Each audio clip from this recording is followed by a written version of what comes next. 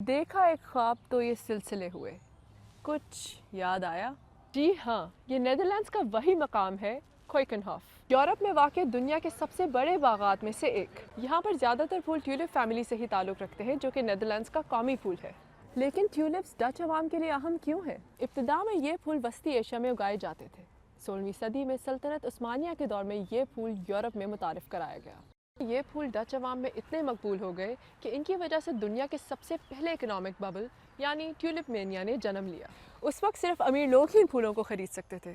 کچھ تاجروں نے تو انہیں بطور فیوچر سٹاکس بھی خریدا، اور وہ بھی انہیں دیکھے بغیر۔ سمجھ لیجیے کہ جیسا کہ آج کل بٹ کوائنز خریدے جا رہے ہیں، تب کچھ پھول تو ایمسٹرڈیم کے کینال گھروں سے بھی زیادہ مہنگے ہو گئے تھے۔ لیکن جلد ہی یہ ببل پھوٹ گیا جب سن 1637 میں لوگوں نے مہنگی قیمت کی وجہ سے ٹیولپس خریدنا بند کر دیے، اور اس طرح اس کی مارکیٹ کریش ہونے کو آ گئی۔ بعد میں ان پھولوں کی صنعت نے دوبارہ ترقی کی اور ٹیولپس نیدرلینڈز کی ثقافت کا ایک اہم حصہ بن گئے۔ آج نیدرلینڈز دنیا بھر میں ٹیولپس کا سب سے بڑا ایکسپورٹر ہے۔ کیا آپ بتا سکتے ہیں کہ پاکستان کا قومی پھول کون سا ہے؟